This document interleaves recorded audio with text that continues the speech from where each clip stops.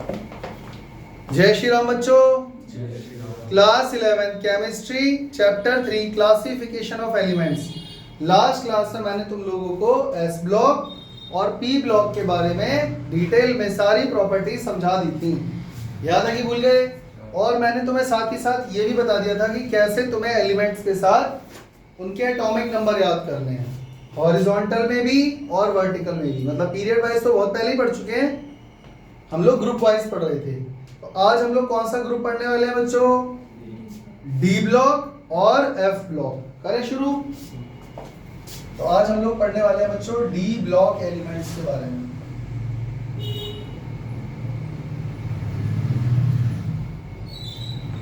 तो D block element अगर मैं पूरे यहाँ डी ब्लॉक बनाऊंगा ना तो बहुत सारा टाइम वेस्ट हो जाएगा, इसीलिए मैं सीधा पीरियोडिक टेबल उठा के मैं यहाँ पे टांग दे रहा हूँ और मैं उसी में से तुम्हें समझा देता हूँ।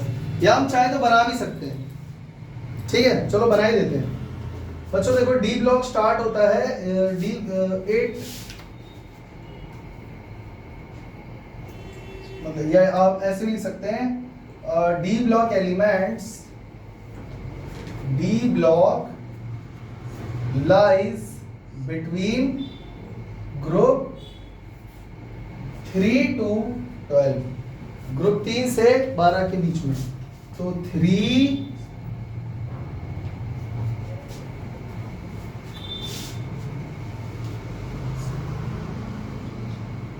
4 5 6 7 8 9 10 और 11 12। तो ये हो गया ग्रुप नंबर 3 4 5 6 7 8 9 10 11 12। समझ में आ गया? पीरियड नंबर बच्चों कौन सा होता है यहाँ पे? सबसे पहले पीरियड नंबर 4, तो मैंने P4 लिख दिया है। समझ में आ गया ना? इसको थोड़ा अलग कर देते हैं इससे।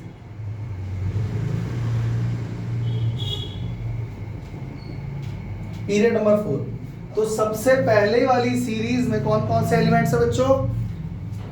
Scandium, titanium, vanadium, chromium, manganese, Fe, cobalt, निकल, कॉपर और जिंक। सही है गलत है? इसको मैंने कैसे याद करवाया था? सत्तिविक्रमन फीकोनिकुजिन। ठीक है? एटॉमिक नंबर बताओ बच्चों। इसका एटॉमिक नंबर है 21। तो अगर इसका 21 है तो 22, 23, 24, 25, 26, 27, 28, 29 और समझ गए? इलेक्ट्रॉनिक कॉन्फ़िगरेशन भी मैंने तुम्हें याद करवाई थी बच्चों। 21 में देखो कैसे करोगे? आर्गन तक 18 हो गए। 18 के बाद क्या आएगा बच्चों? 4s2 3d1। सही है गलत? तो हम इसको क्या लिखेंगे? 4s2 3d1। इसका मतलब ये कंफर्म है कि ये डी ब्लॉक इसलिए ही बोला जा रहा है क्योंकि लास्ट इलेक्ट्रॉन हमेशा किसमें एंटर कर रहा है? डी ब्लॉक में। हाँ या ना? तो इसी तरीके से इसका क्या हो जाएगा? जल्दी बोलो। 4s2 3d2, 4s3 3d, sorry 4s2 3d3। इसके बाद इसका क्या होगा बच्चों? क्रोमियम में एक्सेप्शन बताया था मैंने तुम लोगों को। तो 4s1 3d5, again 4s2 3d5, 4s2 3d6, 4s2 3d7, 4s2 3d8। फिर अगेन यहाँ पर एक्सेप्शन आ जाएगा 4s1 3d10 और यहाँ पर 4s2 3d10। क्लियर हो गया? अब इसके बाद मैं और एलिमेंट्स के इलेक्ट्रॉनिक कॉन्फ़िगरेशन नहीं लिखूंगा और ये ऐसे इस तरीके से चलता है काम। समझ में आ गया? इसके बाद बच्चों पीरियड नंबर 5। इसमें एलिमेंट्स मैंने तुम्हें कैसे याद करवाए थे बच्चों? पहले एटॉमिक नंबर बताओ। देखो ये 30 है। 30 के बाद पी ब्लॉक स्टार्ट हो गया होगा। पी ब्लॉक में 6 एलिमेंट आए होंगे तो 36।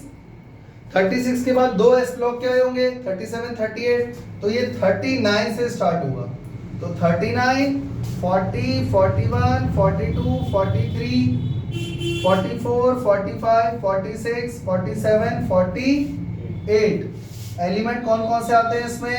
यट्रियम, जिरकोनियम, एनबी, वाई, जर्नर, मोह, तक, रियो, रे, पढ़ ले, एजी, सीडी। याद है कि भूल गए? ये तरीका मैंने तुम्हें याद करने का बताया था। इसके बाद अगले एलिमेंट का एटॉमिक नंबर क्या होगा, जल्दी बोलो। अगर ये 48 है तो 6 और जोड़ दो इसमें, 54। नोबेल गैस आ गया होगा। 54 के बाद 2 एस ब्लॉक के एलिमेंट, कितना हो गया? 56। यहाँ पर आएगा 57, तो P6 57, 58, 59, 60, 61, 62, 63, 64, 65, 66। तो इसमें एलिमेंट कौन सा आएगा बच्चों? अब बच्चों यहाँ पर एक बात याद रखना, ये पीरियड नंबर 6 है और पीरियड नंबर 6 में तुमने देखा होगा एफ ब्लॉक एंटर कर जाता है और वो एफ ब्लॉक उठा के हमने अलग से नीचे बनाया हुआ है। तो उसमें 14 एलिमेंट आते हैं। कितने एलिमेंट आते हैं? 14। तो इसमें 58 आएगा, उसके बाद वो 14 एलिमेंट चले जाएंगे नीचे एफ ब्लॉक में और उसके बाद एटॉमिक नंबर स्टार्ट कहां से होगा? चेक करो, 57 से लेकर स्टार्ट करो और उसमें 14 नंबर और जोड़ो। 57 प्लस 14 कितने हो गए? 71। तो यहाँ पे किससे स्टार्ट होगा? 72 से। तो 72 से 72, 73, 74, 75, 76, 77, 78, 79, 80। तो इसके एलिमेंट्स मैंने कैसे याद करवाए थे बच्चों? हफ्ता से ला, हफ्ता, वरना रे, उस, आयरन रॉड से IR, आयरन रॉड से पिटाई और होगी। समझ में आ गया? LA मतलब लैंथेनम, HF मतलब हैफनियम, टेंटेलम, ये अपना टंगस्टन है, RE हो जाएगा तुम्हारा र्यूनियम, ओस्मियम, इरिडियम, प्लैटिनम, गोल्ड और मरकरी। इसके बाद आता है हमारा 7th पीरियड। अगेन बच्चों चेक करो, 80 के बाद क्या आएगा? 6 एलिमेंट, 86, फिर उसके बाद 2 इधर जोड़ोगे 88, तो यहाँ पर ये 89 से स्टार्ट होगा। फिर 89 में बच्चों 14 और जोड़ देना, क्योंकि 14 एलिमेंट्स चले गए एफ ब्लॉक में। तो कितने हो गए? 89 प्लस 14 103। तो यहाँ 104 से स्टार्ट होंगे एलिमेंट।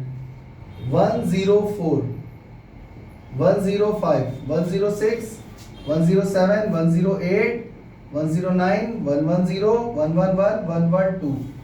और इसके एलिमेंट्स आपको याद रखने की जरूरत नहीं है, क्योंकि पीरियड 7 के जितने भी एलिमेंट्स हैं वो न्यूली डिस्कवर्ड है। उनकी डिटेल्स, उनकी प्रॉपर्टीज हमें अभी नहीं पता, पर क्योंकि डी ब्लॉक में आते हैं तो इसीलिए हम इसको लिख देते हैं। इसमें आ जाएगा तुम्हारा एक्टिनियम, उसके बाद rutherfordium, RF, DB, SG, BH, HS, MT, DS, RG और CN। ये पीरियड 7 के एलिमेंट्स आपको याद करने हैं तो करो, नहीं करने तो कोई दिक्कत वाली बात नहीं है, क्योंकि हम जो पढ़ने वाले हैं वो है डी ब्लॉक की प्रॉपर्टीज। तो ओवरऑल प्रॉपर्टीज पूरे एफ ब्लॉक की हम लोग पढ़ने जा रहे हैं, ठीक है? तो अलग से तो हम पढ़ नहीं रहे पीरियड 7 को। क्लियर हो गया? अब बच्चों फटाफट मुझे बताओ इसमें तुम्हें क्या क्या समझ में आया। इसका नाम डी ब्लॉक एलिमेंट्स इसलिए रखा गया है क्योंकि जो लास्ट इलेक्ट्रॉन है वो किस में एंटर कर रहा है बच्चों? डी ऑर्बिटल में, यानी कि last electron of these elements enters into d orbital, therefore these are called d block elements। इसीलिए इनको क्या नाम दिया गया है? d block elements। ये चीज क्लियर हो गई? इसके अंदर तुम्हें क्या नजर आ रहे हैं? बच्चों ये सारे के सारे मेटल है। क्या है? All the D block elements are metals, और ये अच्छी खासी मेटेलिक प्रॉपर्टी शो करते हैं। लस्ट्रस, हार्ड, टेंसाइल स्ट्रेंथ, ठीक है, high melting and boiling point, यानी they all have high melting point and boiling point. समझ में आ गया? अच्छा, डी ब्लॉक एलिमेंट्स जितने भी होते हैं इसमें तुम चेक कर सकते हो डी ऑर्बिटल फुल्ली फिल्ड नहीं है। 98% इसमें एलिमेंट ऐसे हैं जिनका डी ब्लॉक फुल्ली फिल्ड नहीं है। चेक करो, डी में एक इलेक्ट्रॉन है, 2 3 5 5 6 7 8 9 10, चलो वहां पे ठीक है वो फुल हो गया, वरना जितने भी एलिमेंट है उसमें डी ब्लॉक फुल्ली फिल्ड है क्या? नहीं है ना। तो एम्प्टी डी ऑर्बिटल होने की वजह से इन एलिमेंट्स को ट्रांजिशन एलिमेंट्स भी कहा जाता है। ठीक है, these elements are also called transition elements.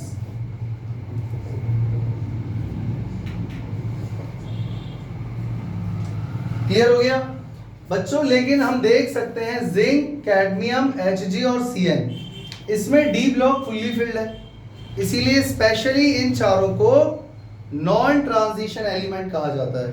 लेकिन क्योंकि वो डी ब्लॉक में ही आते हैं, पढ़ा इन्हीं के साथ जाता है, लेकिन ये जो ग्रुप 12 के एलिमेंट्स है ये नॉन ट्रांजिशन एलिमेंट है। याद रखना, ग्रुप 12 एलिमेंट्स कौन कौन से बच्चों, जल्दी बोलो। Zinc, cadmium and mercury are non transition elements.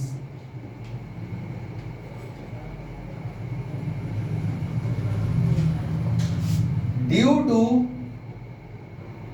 their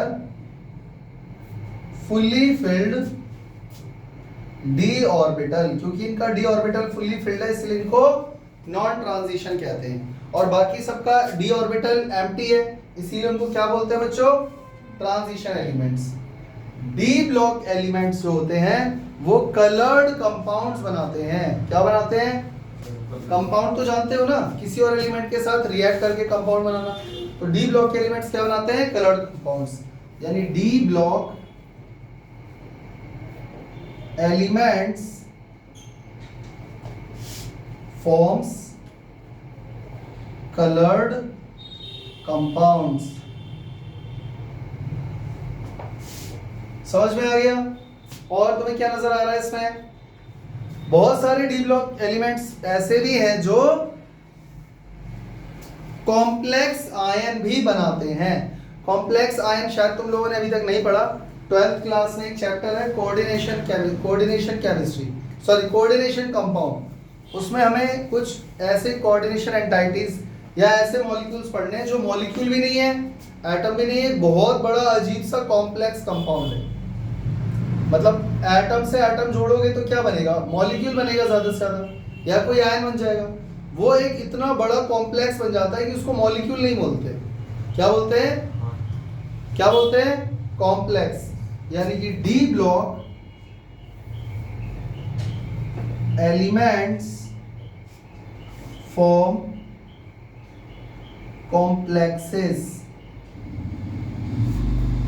ठीक है, समझ में आ गया? इसके अलावा देखो और भी चीजें अगर मैं यहाँ लिखूंगा तो ज्यादा जगह बची नहीं है, मैं तुम्हें अगर टेबल में बता दूं कोई दिक्कत तो नहीं है। जैसे कि मैंने अभी बताया ग्रुप 12 एलिमेंट को हम लोग क्या बोलते हैं? क्या बोलते हैं? Non transition element. क्लियर हो गया बच्चों? यहां पे ग्रुप 11 के एलिमेंट दिख रहे हैं तुम्हें?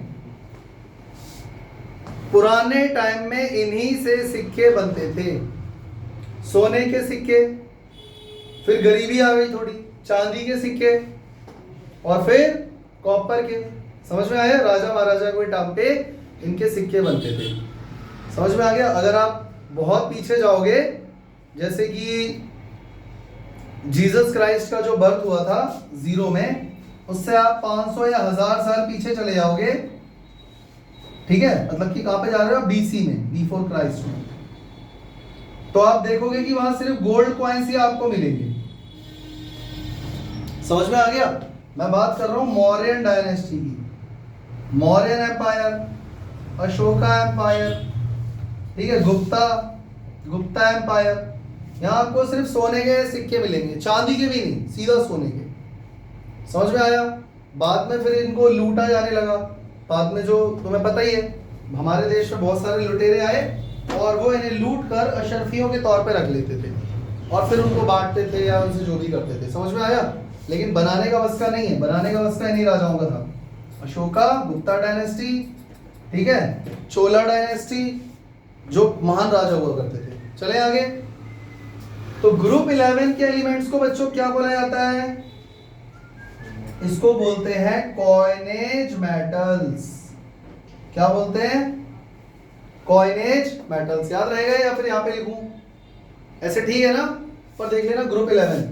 अच्छा, आप चेक करो, निकल, पैलेडियम और प्लेटिनम, इन तीनों को हम लोग कैटलिस्ट के तौर पे यूज करते हैं, हाँ या ना? बहुत सारे एलिमेंट्स में कैटलिस्ट के तौर पे। तो ये तीनों कौन से एलिमेंट है बच्चों? Catalyst elements. इसमें कई सारे ऐसे एलिमेंट है जो कैटलिस्ट के तौर पे यूज होते हैं, जैसे कि vanadium, chromium, manganese, iron, cobalt. लेकिन ये तीनों बहुत ज्यादा यूज होते हैं कैटलिस्ट के तौर पे, ठीक है। मैं यहां लिख देता हूं, सम एलिमेंट्स जैसे कि chromium, manganese, vanadium, iron, cobalt etcetera are widely used as catalyst। समझ में आ गया? अच्छा बच्चों, इसको जानते हो W? W मतलब टंगस्टन। हम जानते हैं अच्छे से टंगस्टन से क्या बनता है, बल्ब का फिलामेंट, बचपन से पढ़ते आ रहे हो। ऐसा इसलिए क्योंकि ये कितना भी गर्म हो जाए, ये इतना गर्म हो जाता है कि इसके अंदर से लाइट निकलने लगती है, पर ये पिघलता नहीं है। ऐसा क्यों बच्चों? क्योंकि इसका मेल्टिंग पॉइंट कितना है, 3380 डिग्री सेल्सियस। ये शायद तुमने 10th क्लास में पढ़ा होगा, 10th की बुक में दिया हुआ है। और बच्चों तुम देख सकते हो ऑस्मियम, इसकी डेंसिटी बहुत ज्यादा होती है, हाई डेंसिटी। तो ये सारे मार्क करके लिख लेना जो भी तुम्हें यहाँ पे नजर आ रहा है। मरकरी, मरकरी के बारे में क्या है खास बात? अकेला एक ऐसा मेटल है जो रूम टेम्परेचर पे लिक्विड फॉर्म में पाया जाता है, यानी कि ये क्या है बच्चों, एक लिक्विड मेटल। कोई मुझे एक लिक्विड नॉन मेटल का नाम बताएगा? Liquid non metal, D block का नहीं है, वैसे ही पूछ रहा हूं। लिक्विड नॉन मेटल है बच्चों ब्रोमीन, ठीक है। और इसकी जो स्मेल होती है, अगर आपने इसको इनहेल कर लिया उसमें ही काम हो जाएगा, बहुत जहरीला होता है। समझ में आ गया? और तुम्हें क्या नजर आ रहा है बच्चों यहाँ पे? मतलब यहां से लेकर यहां तक जो ये एलिमेंट्स हैं, ये कैटलिस्ट वाले ही एक तरीके से। ये सारे कौन है जो मैंने मार्क किए हैं? ये सब कैटलिस्ट के तौर पे यूज होते हैं। और भी इनके बहुत सारे यूज हैं। आयरन तो हर जगह यूज होता है। इसके अलावा और कोई एलिमेंट ऐसा दिख रहा है जिसके बारे में कोई खास बात मैं तुम्हें बताऊं? चले आगे। यहां तक सबको क्लियर हो गया? इसके अलावा अगर हम लोग बच्चों इसमें और डिटेल में देखें तो खास खास बातें क्या मिलती हैं? डी ब्लॉक की जनरल इलेक्ट्रॉनिक कॉन्फ़िगरेशन क्या है बच्चों? जनरल इलेक्ट्रॉनिक कॉन्फ़िगरेशन क्या है बच्चों? चेक करो। देखो मैंने एक पीरियड की तो लिख दी है, मैं सबकी नहीं लिख सकता, बहुत टाइम वेस्ट हो जाएगा और किसी मतलब का भी नहीं है। अभी तुम्हारे लिए मतलब का नहीं है, वैसे पता होना चाहिए। आप देख सकते हो S वाला फुल्ली फिल्ड है और D वाले में एक एक करके ग्रेजुअली इलेक्ट्रॉन इंक्रीज हो रहा है। जैसे 4s2 3d1, 3d2, 3d3, 3d4, S वाला पूरा फुल है, हाँ या ना? पर कहीं कहीं पर ऐसा होता है कि देखो यहाँ पर 4s1 है, 3d5 है, तो S वाले में कभी कभी 1 भी हो सकता है। इसका मतलब ये हुआ। अच्छा बच्चों, ये पीरियड कौन सा है? 4। तो चेक करो, 4 का एस है, इसका मतलब एन एस 1 और 2, और जो डी है वो 3 का डी है। देखो 4s लिखा है और 3d लिखा है, क्योंकि 4s के बाद 3d में इलेक्ट्रॉन जाता है, तो यहाँ पर 3d है। तो क्या मुझे n लिखना चाहिए या n-1 लिखना चाहिए? n-1 d 1 2 10। ये बात समझ में आ गई? इसका मतलब क्या है बच्चों कि जो भी पीरियड रहा होगा उसका तो s लिया जाएगा, d वाला उससे एक छोटा लिया जाएगा। सही है गलत? भाई बात समझ में आई है नहीं आई, पहले ये बताओ। समझ में आ गया ना? तो बच्चों इसीलिए यहाँ पर चेक करो, क्योंकि 4th पीरियड है तो 4s2 3d1, 4s2 3d2, 4 3 4 3, इसीलिए मैंने ns लिखा है और n-1 d 1 2 10। क्लियर हो गया? अच्छा, तो चलो इसको भी डिटेल में एक एक करके स्टडी करते हैं। बच्चों अगर मैं बात करूं पीरियड नंबर 4 की, तो पीरियड नंबर 4 का मतलब n की वैल्यू कितनी हो गई? 4। लेकिन इसको बोला जाता है 3d सीरीज। याद रखना, ये पूरा डी ब्लॉक है, इसमें बच्चों कितनी सीरीज नजर आ रही हैं? 4। अब ये पीरियड नंबर तो 4 है, लेकिन नाम इसको क्या दिया गया बच्चों? 3d series. अब तुम दिमाग लगा सकते हो क्यों बोला जा रहा है 3d सीरीज? क्योंकि लास्ट इलेक्ट्रॉन किस में एंटर कर रहा है? किस में एंटर कर रहा है? 3 का d ऑर्बिटल। समझ में आ गया? और इसमें एलिमेंट्स कहां से कहां तक आते हैं?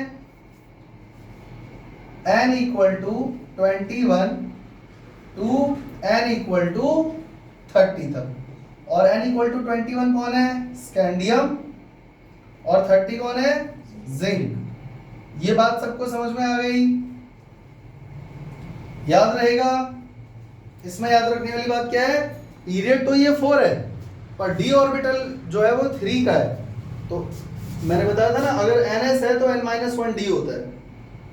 इसमें एलिमेंट 21 से लेकर 30 तक होते हैं। इसी तरीके से बच्चों अगर हम बात करें पीरियड नंबर 5 की, तो चेक करो ये पीरियड तो 5 है, ये रहा, लेकिन इसमें जो इलेक्ट्रॉन लास्ट फिल हो रहा है वो 4d ऑर्बिटल में हो रहा होगा। मेरी बात समझ में आ रही है? तो इसमें इसको देखो, इसमें n की पीरियड नंबर 5 का मतलब क्या है? n की वैल्यू 5 रही होगी, लेकिन फिर भी इसको नाम क्या दिया गया है? 4d series. क्या नाम दिया गया है इसको? 4d series. तो 3d series, 4d series, 5d series, 6d series.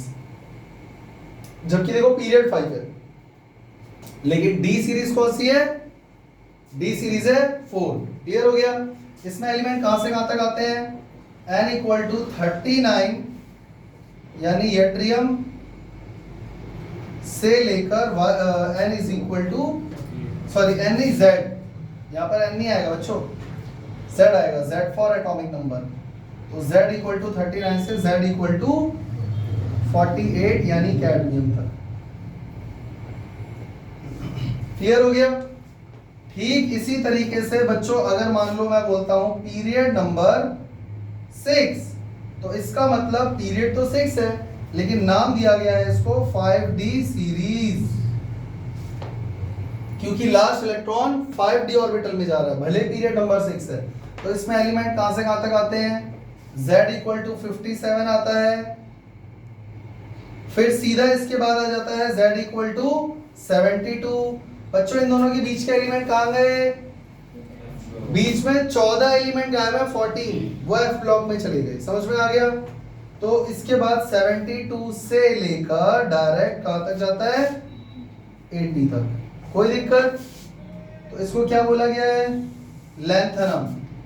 पहले को बोलते हैं हम लोग लैंथनम। HF को हैफनियम, इसको हम लोग बोलते हैं हैफनियम, और 80 वाले को क्या बोलते हैं? मरकरी। तो 72 से 80 तक तो सीधे सीधे एलिमेंट हो गए हमारे पास, कितने?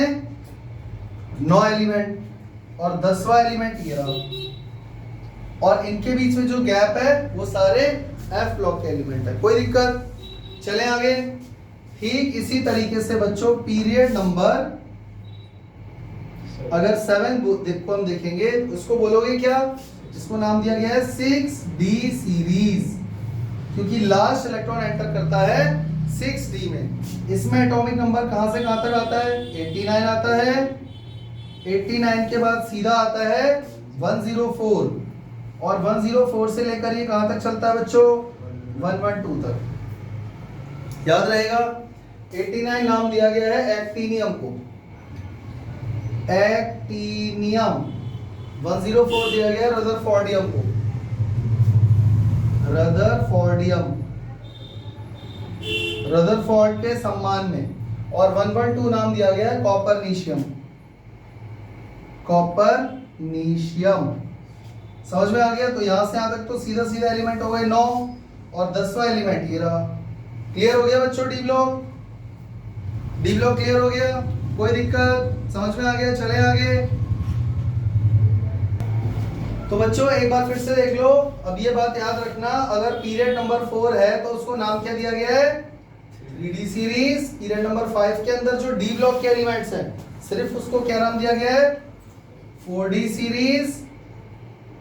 देखो पीरियड नंबर तो 6 है, लेकिन लास्ट इलेक्ट्रॉन डी के कौन से ऑर्बिटल में फिल हो रहा है, 5, तो इसको नाम दिया गया 5D सीरीज। और पीरियड नंबर 7 को नाम दिया गया 6D सीरीज। समझ में आ गया। तो डी ब्लॉक कुल मिला के 4 हॉरिजॉन्टल रोज हैं, 3D series, 4D series, 5D series और 6D सीरीज। और पीरियोडिक टेबल का पीरियड नंबर 4, 5, 6, 7। समझ में आ गया। चलते हैं आगे। अब हम लोग पढ़ने जा रहे हैं बच्चों F block elements, F block elements. बच्चों पीरियोडिक टेबल में तुम लोगों ने एफ ब्लॉक जरूर देखा होगा। आप देख सकते हो इस मॉडर्न पीरियोडिक टेबल में अभी अभी हमने ये डी ब्लॉक पढ़ा था, लेकिन इस पूरे पीरियोडिक टेबल से बिल्कुल अलग थलग कौन पड़ा हुआ है, ये वाला एक ब्लॉक। इसको क्या नाम दिया गया है, एफ ब्लॉक। अब तुम लोग इतना तो समझ ही गए होंगे कि इसका नाम एफ ब्लॉक क्यों दिया गया है। ऐसा इसलिए क्योंकि जो लास्ट इलेक्ट्रॉन है वो किस में एंटर कर रहा है, एफ ऑर्बिटल के अंदर, हाँ या ना, तभी इसको एफ ब्लॉक नाम दिया गया होगा ऑब्वियसली। तो पहले एक बार इसको बना लेते हैं, फिर आगे स्टडी करते हैं। बच्चों हम जानते हैं एफ ब्लॉक के अंदर मैक्सिमम कितने इलेक्ट्रॉन आ सकते हैं, 14 तो बनाते हैं। तो इसको ये ऐसे देख लो, या फिर मेरे को लगता है मुझे पीरियोडिक टेबल यहाँ पे लगा देना चाहिए।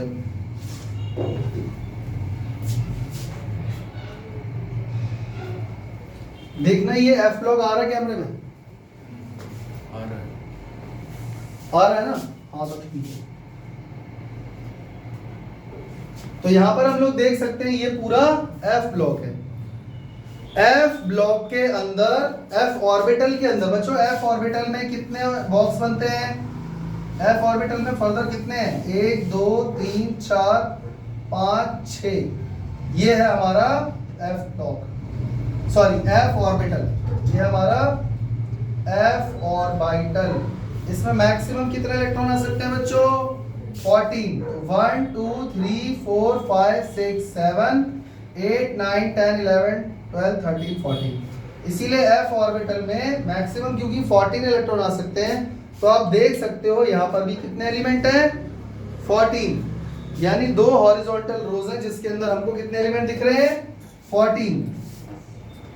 अगर आप इसको ठीक से गिनोगे ना तो यहाँ 14 की जगह आपको 15 नजर आएंगे, क्योंकि यहाँ पे लैंथेनम और एक्टिनियम जो है ना, ये 2 एलिमेंट एक्स्ट्रा दिए हुए हैं। लैंथेनम के लिए एक बॉक्स यहाँ पे खाली छोड़ा हुआ है और एक्टिनियम के लिए एक बॉक्स यहाँ पे खाली छोड़ा हुआ है। तो लैंथेनम और एक्टिनियम ये दोनों जो है वो डी ब्लॉक के एलिमेंट्स हैं। तो जो इसको फॉलो कर रहे हैं ना, इसके बाद जो आ रहे हैं वो सारे क्या हैं, एफ ब्लॉक एलिमेंट्स। मेरी बात समझ में आ गई। तो ये मैं पूरा का पूरा ड्रॉ नहीं करने वाला, इससे जो भी रिलेटेड चीजें हमको दिखेंगी वो उठा के मैं यहाँ पे लिखता जाऊंगा, कोई दिक्कत। एफ ब्लॉक एलिमेंट्स जो है इसके अंदर 2 हॉरिजॉन्टल रोज आ रही है। बच्चों चेक करो, ये वाली ऊपर वाली जो रो है जो लाइट पर्पल कलर की है, इसका पीरियड नंबर क्या रहा होगा, पक्का 6, ये ना 6, क्योंकि चेक करो यहाँ पर लैंथेनाइट्स लिखा हुआ है, तो लैंथेनम ये रहा। इसके आगे वाले सारे एलिमेंट देखो, अगर ये उठा के अगर हम इसमें लगा देते ना तो पीरियोडिक टेबल का नीचे वाला पार्ट और आगे तक चला गया होता, बहुत बड़ा बन जाता। हाँ या ना? उससे बचने के लिए हमने यहाँ से 14 एलिमेंट उठा के नीचे रख दिए। क्लियर हो गया? तो अब जरा चेक करो, इसका पीरियड नंबर क्या हो गया 6, इसका पीरियड नंबर क्या हो गया 7। तो इसके एफ ब्लॉक एलिमेंट्स के अंदर 2 हॉरिजॉन्टल रोज आती है, 2 हॉरिजॉन्टल रोज आती हैं। समझ में आ गया? तो जो पहली वाली रो है फर्स्ट रो, और एक है हमारे पास सेकंड रो। बच्चों फर्स्ट रो को हम लोग क्या बोल रहे हैं? Lanthanides, lanthanides. क्लियर हो गया? और सेकंड वाली रो को हम क्या नाम दे रहे हैं?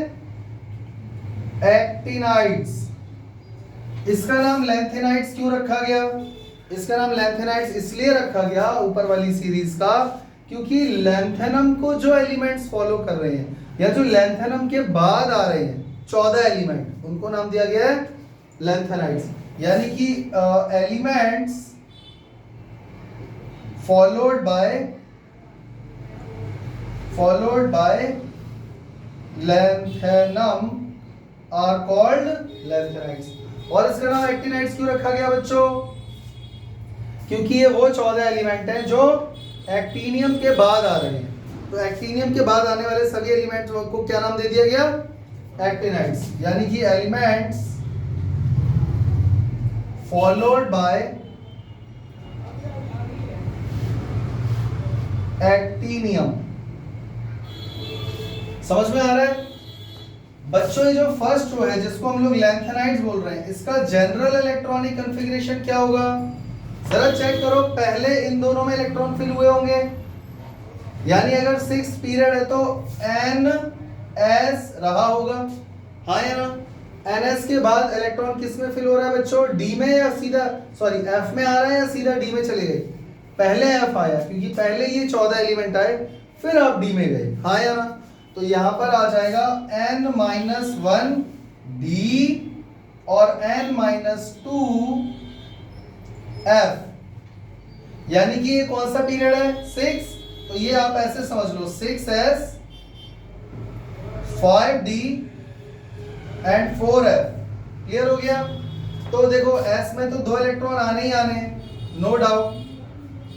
D वाले में अभी इलेक्ट्रॉन फिल नहीं हुए, D में तो बाद में हुए ना, पहले F में फिल हुए। तो F के अंदर आ गए बच्चों 1 to 14, यानी 1 to 14। पर फिर भी एक आधा इलेक्ट्रॉन जंप करके D में जाता रहता है, तो D में आ जाएगा 0 to 1। क्लियर हो गया? अरे भाई बात समझ में आई या नहीं आई? ये तुमको याद रखना है। ठीक इसी तरीके से यहाँ पर भी चेक करो बच्चों, ये है पीरियड नंबर 7, तो पक्का N का S रहा होगा, N-1 का D ऑर्बिटल रहा होगा और N-2 का F रहा होगा। तो यानी कि अगर ये 7th पीरियड है तो 7S 6D और 5F रहा होगा। देखो N-1 N-2, इसमें भी पहले S ऑर्बिटल फिल हो चुका है तो यहाँ 2 आएगा।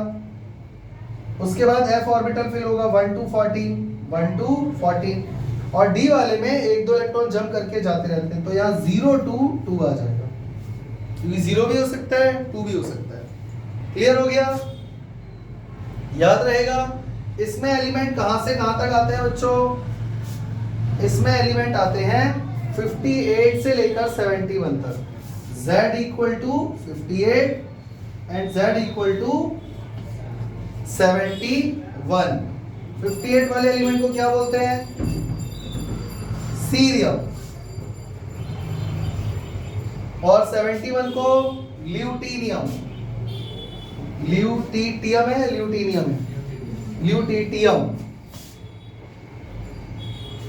और ये जो F ब्लॉक, सॉरी जो ये एक्टिनाइड्स हैं, इनको क्या नाम दिया गया बच्चों? इनमें एटॉमिक नंबर कहां से कहां तक आ रहे हैं? 90 से लेकर 103 तक। तो 90 नाम किसका है बच्चों? थोरियम। और 103 किसका है?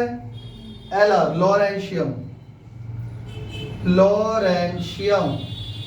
क्लियर हो गया? कोई दिक्कत? और ये दोनों हॉरिजॉन्टल रोज की डिटेल मैंने लिख दी है ऊपर वाले को बोलते हैं लैंथेनॉइड्स, नीचे वाले को बोलते हैं एक्टिनॉइड्स। इनको मिला के बनता है पूरा क्या, एफ ब्लॉक। क्लियर हो गया, समझ में आ गया? ये दो हॉरिजॉन्टल रोज मिला के ये तो है ना एफ ब्लॉक, समझ में आ गया बच्चों? अब कुछ ऐसी प्रॉपर्टीज लिखने जा रहा हूं जो इन सब से रिलेट करती हैं। जैसे कि इन सभी को, पूरे एफ ब्लॉक को हम लोग क्या बोलते हैं? ये सभी बच्चों क्या होते हैं, मेटल या नॉन मेटल? पूरा एफ ब्लॉक मेटल से बना हुआ है, बल्कि इसको हम लोग बोलते हैं रेयर अर्थ एलिमेंट्स। ये कुछ एलिमेंट, कई एलिमेंट इसमें ऐसे हैं जो बहुत रेयरली पाए जाते हैं, बहुत कम पाए जाते हैं। ठीक है, आप देख सकते हो ये जो एक्टिनाइड्स हैं, इनके सबके ऊपर एक साइन आपको नजर आ रहा होगा इस तरीके से, बहुत छोटा नजर आ रहा है, मैं यहां बना देता हूं। इसका मतलब समझ रहे हो क्या है? Radio active. इसका मतलब एक्टिनाइड्स के बारे में एक बात और याद कर लो, ये जो एक्टिनाइड्स हैं ये क्या हैं? Actinides are radioactive elements.